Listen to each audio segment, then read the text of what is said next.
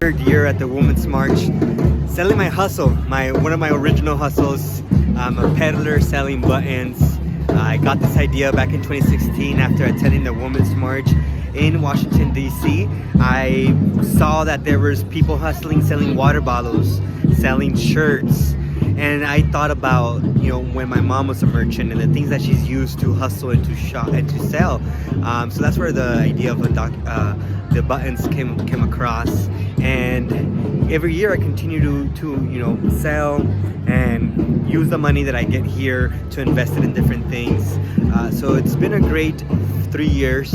Learned a lot in pedaling in the streets as a street vendor. Mostly the challenges that exist for people who are trying to sell, street food.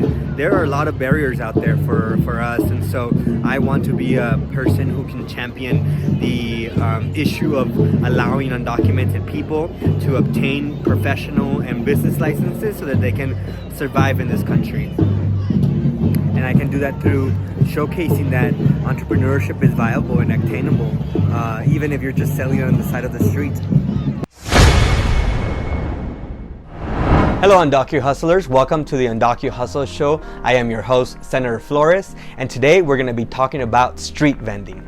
I am going to be sharing the ways that I started street vending, but more importantly, we're going to talk about and dissect the ways that it is difficult sometimes to get a business license for street vendors and how either yourself can approach a city manager, a city councilor, and start really elevating the conversation on how we can bring street vending accessible to all. So tell me, why do you think street vending and the processes should be streamlined? What's the big deal to you here? So I never thought about street vending or consider it until I happened to be a street vendor, right? And in that process, I realized that there were barriers or licenses and fees and credentials that you had to have to properly, for example, be awarded a permit to sell on the streets.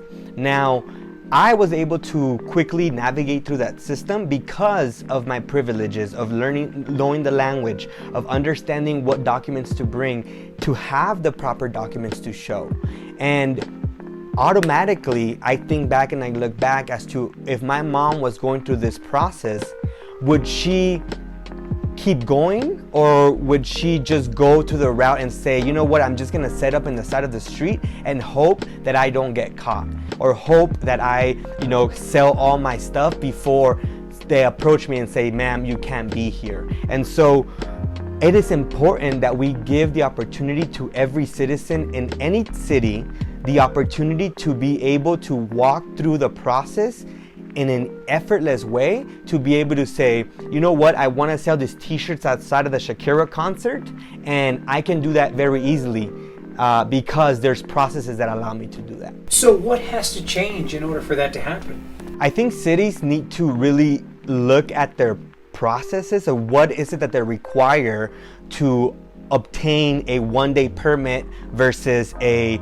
yearly permit. I think that a lot of times when we think about issuing licenses, it's looked at as the bigger picture of like permanent type of businesses, but oftentimes there are street vendors who want to take advantage of an opportunity that has come up. Like me, when I sell buttons in the street, that was an opportunity that came after the Women's March in 2016 that I saw and realized that there was an opportunity for me to become a street vendor and make a good side hustle money.